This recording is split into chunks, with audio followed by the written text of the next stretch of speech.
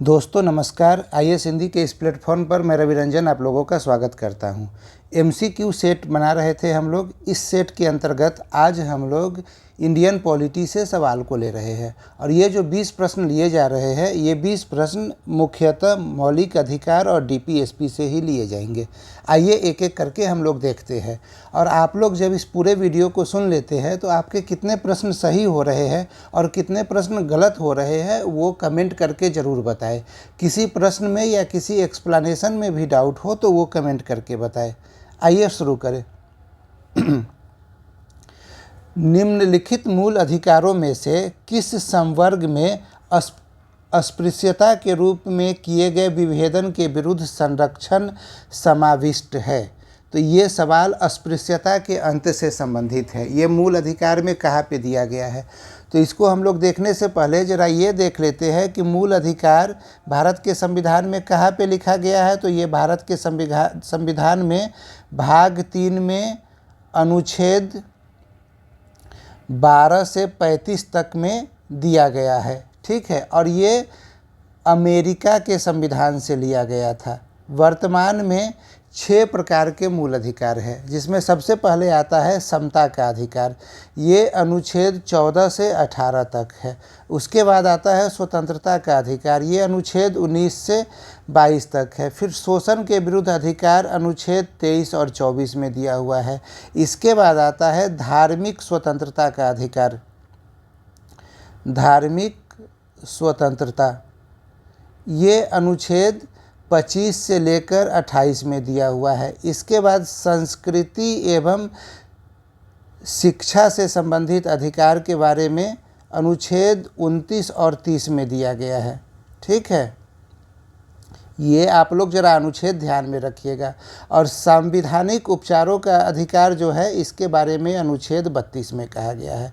तो ये जो 6 प्रकार के मूल अधिकार दिए गए हैं इसमें समता के अधिकार के अंतर्गत अनुच्छेद 17 में अस्पृश्यता के उन्मूलन की बात की गई है। ठीक है, समता के अधिकार में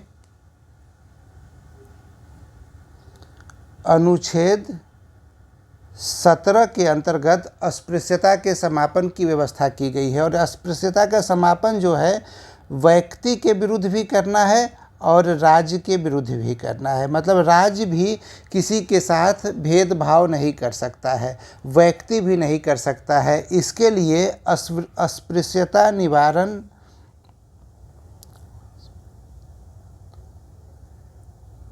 अधिनियम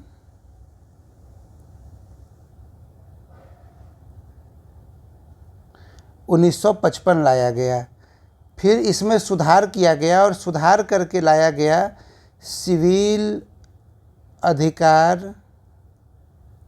संरक्षण एक्ट 1976। ठीक है, जिसके तहत कहा गया कि किसी भी व्यक्ति को पूजा स्थल पर जाने से नहीं रोका जा सकता है। किसी भी सार्वजनिक स्थान जैसे सिनेमा हॉल हो गया, कोई पार्क हो गया, पब्लिक कुआं हो गया, तालाब हो गया, वहाँ पे जाने से नहीं रोका जा सकता है। कोई भी जाति सूचक शब्द का यूज करके अपमानित नहीं किया जा सकता है।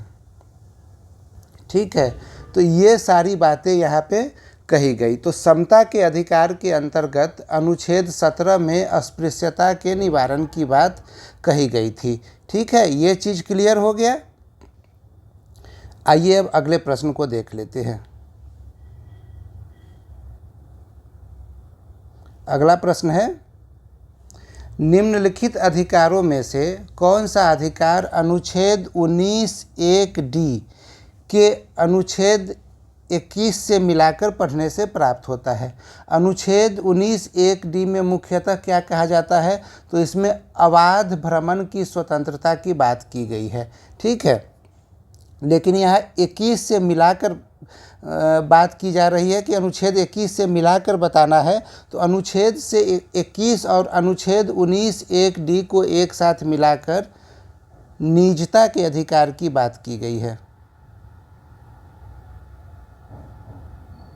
सर्वोच्च न्यायालय ने अपने एक फैसले में अनुच्छेद 19(1)(d) और अनुच्छेद 21 को एक साथ मिलाकर निजता का अधिकार, एकांतता के अधिकार की बात कही है। तो ये यहाँ पे हमारा सही उत्तर हो जाएगा सी। आइए अगले प्रश्न को देख लेते हैं। अगला प्रश्न है, भारत के संविधान के किस अनुच्छेद के अंतर्गत निजता का अधिकार संरक्षित है। देखिए, ये जो सर्वोच्च न्यायालय का फैसला आया था ना, ये 2017 में आया था और 2017 में फैसला आने के बाद 3 बार यूपीएससी इस प्रश्न को पूछ चुका है ऑलरेडी। तो बिहार में जब आप बीपीएससी दे रहे हैं या फिर आप यूपीपीसीएस दे रहे हैं तो इस प्रश्न के पूछे जाने की संभावना बहुत ही ज़्यादा बढ़ जाती है। तो निजता का अधिकार जो है अनुच्छेद 21 से संबंधित है, ये चर्चा हो चुकी है। ठीक है, आइए अगले प्रश्न को देखते हैं। अगला प्रश्न है, 6 वर्ष की आयु से 14 वर्ष की आयु के बीच के सभी बच्चों को शिक्षा का अधिकार क्या है। तो इस सभी बच्चों को शिक्षा का अधिकार जो है ये मूल अधिकार है, जबकि 6 वर्ष से कम उम्र के बच्चों का शिक्षा का अधिकार जो है वो क्या है, तो वो राज्य के नीति निर्देशक सिद्धांतों में उसे शामिल किया गया है, डीपीएसपी में शामिल किया गया है। इसी के अंतर्गत शिक्षा के अधिकार को भी लाया गया और इसको फिर 1 अप्रैल 2010 से लागू भी कर दिया गया। तो ये 6 वर्ष से 14 वर्ष की आयु के बीच की जो बात हो रही है, ये शिक्षा का अधिकार मूल अधिकार में दिया गया है। ठीक है, आगे बढ़ते हैं। अगला प्रश्न है, भारत के संविधान में शोषण के विरुद्ध अधिकार द्वारा निम्नलिखित में से कौन से परिकल्पित है। अब देखिए, शोषण के विरुद्ध अधिकार की बात हो रही है, तो शोषण के विरुद्ध अधिकार अनुच्छेद 23 और 24 में कहा गया है। तो मानव देह का व्यापक और बंधुआ मजदूरी बेगारी का निषेध, ये अनुच्छेद 23 है। ठीक है, यहाँ पे बेगारी को परिभाषित भी किया गया है और बेगारी का मतलब ये नहीं है कि आपसे फ्री में ही काम करवाया जाए तो उसे बेगारी कहा जाएगा। यदि आपकी मजदूरी 1000 रुपया है और 1000 रुपया की जगह आपको 800 रुपया या 500 रुपया देकर काम करवाया जा रहा है तो उसे भी बेगारी ही कहा गया है। इसमें बेगारी के अलावा बलात् श्रम को भी शामिल किया गया है।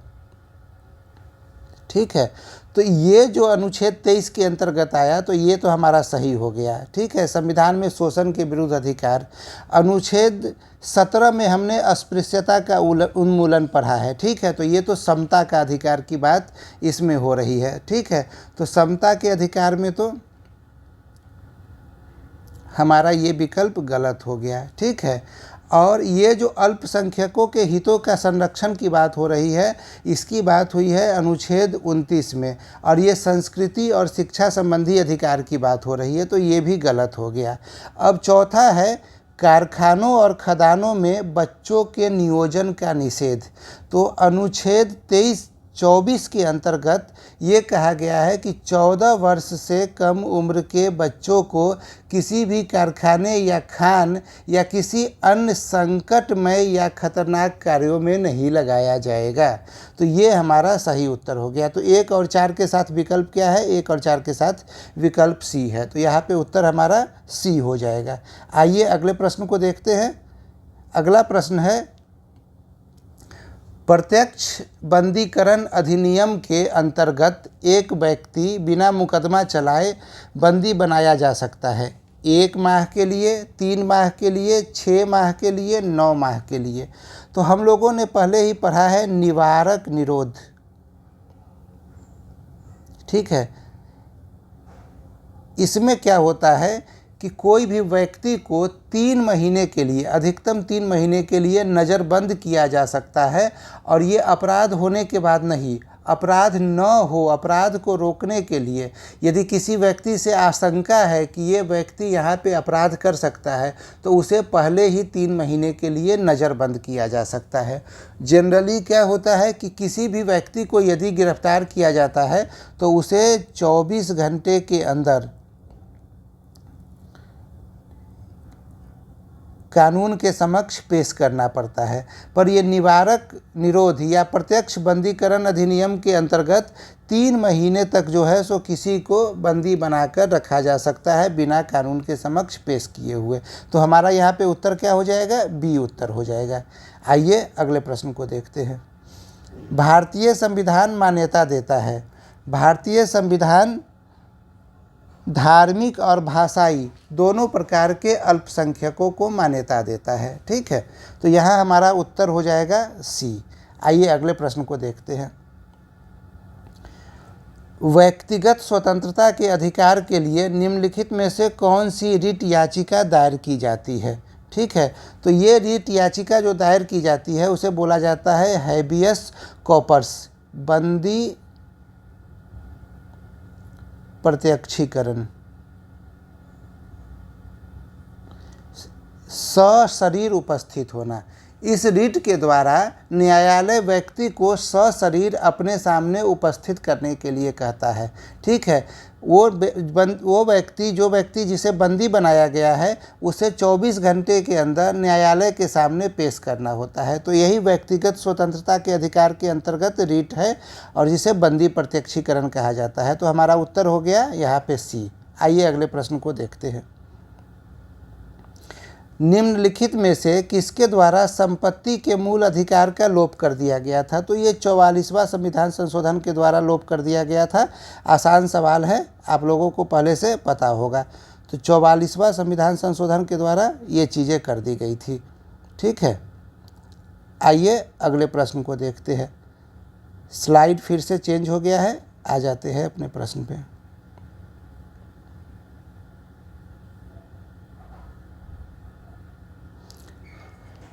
अगला प्रश्न है, निम्नांकित अधिकारों में से कौन से अधिकार भारत के सभी व्यक्तियों को उपलब्ध नहीं है? देखिए यहाँ शब्द पूछा दिया गया है व्यक्ति। ठीक है, जितने भी मूल अधिकार है वो भारत के सभी नागरिकों को उपलब्ध है। ठीक है, इसमें से आर्टिकल 15, आर्टिकल 16, आर्टिकल 19, आर्टिकल 29 और 30 ये 5 ऐसे हैं जो सिर्फ भारतीय नागरिकों को उपलब्ध है, अन्य किसी को उपलब्ध नहीं है। तो अब देखिए यहाँ पे पहला क्या है, विधि के समक्ष समानता। विधि के समक्ष समानता, इसके बारे में आर्टिकल 14 में कहा गया है। ठीक है, तो ये तो सभी लोगों को उपलब्ध है, सभी व्यक्तियों को उपलब्ध नहीं है पूछा जा रहा है। तो ये तो हो गया जो सभी को उपलब्ध है, नहीं वाला मैटर आ गया। तो जहाँ जहाँ एक होगा वो तो ऑटोमेटिक आपका गलत उत्तर हो गया, ये गलत, ये गलत। तो अब आपके पास एक ही उत्तर ही बच रहा है, आपको आगे कुछ देखने की ज़रूरत ही नहीं है, ये तीनों सही ही होगा। ठीक है, तो आपका उत्तर यहाँ पे क्या हो गया, डी उत्तर हो गया। ठीक है, चलिए अब अगले प्रश्न को देख लेते हैं। राज्य के नीति निदेशक सिद्धांतों को भारतीय संविधान में शामिल किए जाने का उद्देश्य क्या था? नीति निदेशक सिद्धांत के बारे में क्या जानते हैं हम लोग यही जानते हैं कि भाग 4 में इसके बारे में कहा गया है। अनुच्छेद 36 से लेकर 51 तक इसके बारे में कहा गया है, आयरलैंड से लिया गया है। ठीक है, इसके अलावा ये सामाजिक और आर्थिक लोकतंत्र स्थापित करता है। तो भारतीय संविधान में डीपीएसपी को क्यों शामिल किया गया है, उद्देश्य क्या है? तो सामाजिक और आर्थिक लोकतंत्र को स्थापित करना। तो उत्तर हो गया डी। आगे बढ़ते हैं। कल्याणकारी राज्य की संकल्पना का समावेश भारत के संविधान में कहाँ पे है? तो ये डीपीएसपी के अंतर्गत है। इसके अंतर्गत आर्टिकल 38 में कहा गया है कि राज्य जो है वो कल्याणकारी होगा, जिसके द्वारा व्यक्तियों और समूहों के बीच आय एवं अवसर की समानता तथा सामाजिक, आर्थिक एवं राजनीतिक न्याय स्थापित किया जाएगा। ठीक है, तो हमारा यहाँ पे उत्तर क्या हो जाएगा, ए उत्तर हो जाएगा। अगला देखिए, भारत के संविधान का कौन सा भाग कल्याणकारी राज्य के आदर्श की घोषणा करता है? आप लोग कमेंट करके बताइए इसका उत्तर। आगे बढ़ते हैं। भारत के संविधान के अनुसार निम्नलिखित में से कौन सा देश के शासन के लिए आधारभूत है? तो ये राज्य का नीति निर्देशक तत्व जो है वो देश के शासन के लिए आधारभूत है, क्योंकि ये राज्य को निर्देश देता है कि वो जनता के कल्याण के लिए योजनाएं बनाए। ठीक है, तो ये हमारा उत्तर यहाँ पे हो जाएगा सी। आइए अगले प्रश्न को देखते हैं। भारतीय संविधान के अंतर्गत धन का केंद्रीयकरण किसका उल्लंघन करता है? तो धन का केंद्रीयकरण राज्य के नीति निदेशक तत्व का उल्लंघन करता है। नीति निदेशक तत्व के अंतर्गत ही कहा गया है कि राज्य हमेशा समाजवादी होगा। राज्य का आधार जो है वो समाजवाद होगा और राज्य जो है वो धन के केंद्रीयकरण को रोकेगा। धन एक जगह इकट्ठा न होकर लोगों के बीच में डिस्ट्रीब्यूट हो, उसका जो है सो राज्य ख्याल रखेगा। अगले एमसीक्यू को देखते हैं। भारत में न्यायपालिका का कार्यपालिका से पृथक्करण किससे व्यादेशित है? तो ये भी कहाँ पे है दिया हुआ? तो डीपीएसपी में ही दिया हुआ है। और डीपीएसपी के अंतर्गत ये कहाँ पे दिया गया है? ये अनुच्छेद 50 में दिया गया है। ठीक है, कि राज्य की लोक सेवाओं में न्यायपालिका व कार्यपालिका में पृथक्करण का प्रयास किया जाएगा। ये बात अनुच्छेद 50 में कहा गया है। तो हमारा उत्तर यहाँ पे क्या हो गया? बी उत्तर हो गया। अगला प्रश्न देखते हैं। भारत के संविधान में अंतर्राष्ट्रीय शांति और सुरक्षा की अभिवृद्धि का उल्लेख कहाँ पे है? तो ये राज्य के नीति निर्देशक तत्व में दिया गया है। ठीक है, और राज्य के नीति निर्देशक तत्व के अंतर्गत ये बातें अनुच्छेद 51 में की गई है। ठीक है, अंतर्राष्ट्रीय शांति एवं सुरक्षा में वृद्धि के साथ साथ राष्ट्रों के बीच न्यायपूर्ण व सम्मानजनक संबंधों को बनाए रखने के लिए अंतर्राष्ट्रीय विधियों का पालन किया जाएगा। ऐसी बातें अनुच्छेद 51 में कही गई है। देखिए, एक चीज़ आप लोगों को ध्यान में रखना है कि आप लोगों को डीपीएसपी से संबंधित जितने भी प्रश्न हैं वो सारे के सारे प्रश्न डीपीएसपी के अंतर्गत जितने भी अनुच्छेद आते हैं वो सारे के सारे अनुच्छेद आप लोगों को ध्यान में रखना पड़ेगा। ठीक है, और इसका एक ही तरीका है कि आप सारे अनुच्छेदों को रट लीजिए। ग्रुप में आज मैं अनुच्छेद 36 से लेकर अनुच्छेद 51 या अनुच्छेद मूल अधिकार का भी अनुच्छेद 12 से लेकर अनुच्छेद 51 तक शेयर कर दूंगा। वो आप लोगों को एक बार समझ के रटना ही पड़ेगा। जब एक बार उसे रट लीजिएगा तो फिर चीज़ें आप लोगों के लिए थोड़ी सी आसान हो जाएगी। और परीक्षा में ये दोनों ऐसा टॉपिक है, यदि 12-13 सवाल आता है पॉलिटी से तो 12-13 सवाल में 2-3 सवाल जो है ये निश्चित रूप से डीपीएसपी और मूल अधिकार से आएगा। ठीक है, तो इस बात को आप लोग ज़रूर ध्यान में रखिएगा। आइए अगले प्रश्न को देखते हैं। निम्नलिखित में से कितने भाग 4 से बाहर के निदेशक तत्व है? देखिए, भाग 4 में तो डीपीएसपी की बात की ही गई है, लेकिन उसके अलावा भी कुछ जगहों पे डीपीएसपी की बात संविधान में की गई है। मतलब निदेशक तत्वों की बात की गई है। वो क्या क्या है? तो मातृभाषा में सभी बच्चों को शिक्षा दिया जाए, इसका प्रावधान हो, ये बातें कही गई है अनुच्छेद 350 क में। ठीक है, ये हो गया। दूसरा है क्या? हिंदी भाषा के विकास और बढ़ावा दिया जाए, ये बातें अनुच्छेद 351 में कही गई है। सेवाओं के लिए अनुसूचित जातियों और जनजातियों के दावों का राज्य के द्वारा ध्यान रखा जाए, ये बात भी बिल्कुल सही है। तो यानी यहाँ पे जो ये तीनों बातें हैं ये डीपीएसपी का भाग 4 का हिस्सा तो नहीं है, पर राज्य के कल्याणकारी होने के लिए ये शर्तें भी रखी गई है। तो यहाँ हमारा उत्तर क्या हो जाएगा? सभी 3 सही है, तो ये सी उत्तर हो गया। आइए अगले प्रश्न को देखते हैं। निम्नलिखित में से कितने राज्य के आदर्श के रूप में निदेशक तत्व है? राज्य पौष्टिक आहार और गुणवत्तापूर्ण जीवन स्तर के साथ ही लोक स्वास्थ्य में सुधार करने का प्रयास करेगा, बिल्कुल सही बात है। राज्य अंतर्राष्ट्रीय शांति एवं सुरक्षा को बढ़ावा देने का प्रयास करेगा, बिल्कुल सही बात है। और कार्यपालिका से न्यायपालिका के पृथक्करण की बात कही गई है। तो ये तीनों जो है सो डीपीएसपी के अंतर्गत आते हैं और ये राज्य के आदर्श के रूप में निर्देशित है। तो यहाँ हमारा उत्तर सी हो जाएगा सभी। आइए अगले प्रश्न को देखते हैं। निम्नलिखित में से कितने राज्य के नीति निर्माण के लिए निर्देश है? तो पहला देखते हैं। राज्य कुछ आर्थिक अधिकार लागू करके आर्थिक लोकतंत्र और न्याय की स्थापना का प्रयास करेगा, बिल्कुल सही बात। बच्चों के लिए निःशुल्क एवं अनिवार्य शिक्षा का प्रबंध करना, 6 वर्ष से कम उम्र के बच्चों के लिए, ठीक है ना, 6 वर्ष से कम उम्र के बच्चों के लिए। राज्य भारत के नागरिकों के लिए एक समान सिविल संहिता को लागू करने का प्रयास करेगा। ग्राम पंचायतों का स्वायत्त शासन की इकाइयों के रूप में गठन किया जाएगा, ठीक है। तो ये चारों के चारों स्टेटमेंट सही है, हमारा उत्तर यहाँ पे भी डी हो जाएगा। तो यहाँ पे हमने 20 प्रश्नों को देख लिया और मूल अधिकार और डीपीएसपी से संबंधित ये 20 प्रश्न आपके परीक्षा के लिए बेहद इम्पोर्टेंट है। यहाँ एक चीज़ और बताता हूँ कि हम लोगों ने निजता के अधिकार के बारे में चर्चा किया, ठीक है। निजता का अधिकार तो पूछ ही लेगा, पर इसके अंतर्गत अनुच्छेद 21 के अंतर्गत हमें कुछ और भी सुविधाएं दी गई है जो उच्चतम न्यायालय ने जिसे परिभाषित किया है। जैसे अच्छे पर्यावरण का अधिकार, ये भी हम अनुच्छेद 21 के अंतर्गत हमारा मौलिक अधिकार है। शीघ्र विचारण का अधिकार, विधिक सहायता प्राप्त करने का अधिकार, ठीक है। एकांत कारावास के विरुद्ध अधिकार। इनफैक्ट यदि आपको फांसी दिया गया है और आपको फांसी देने में विलंब हो रहा है, उसके विरुद्ध जो अधिकार है वो भी अनुच्छेद 21 के अंतर्गत संरक्षित है। अच्छी सड़कों का अधिकार, प्रतिष्ठा का अधिकार, पीने योग्य शुद्ध जल का अधिकार, ये सब अनुच्छेद 21 के अंतर्गत हमारा अधिकार है, ठीक है। तो ये सारी चीज़ें भी आप लोग ध्यान में रखिएगा। किसी भी कार्यस्थल पर महिलाओं के लैंगिक उत्पीड़न का अधिकार जो है वो भी अनुच्छेद 21 के अंतर्गत हमारा मूल अधिकार है और संरक्षित है।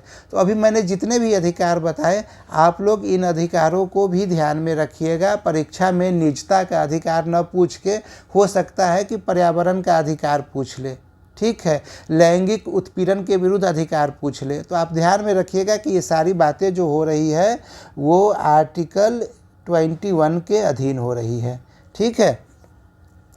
चलिए हम लोग अगले एक वीडियो में फिर से मिलेंगे 20 नए क्वेश्चन के साथ। उम्मीद करता हूँ ये सीरीज आप लोगों की परीक्षा के लिए उपयोगी होगा। धन्यवाद।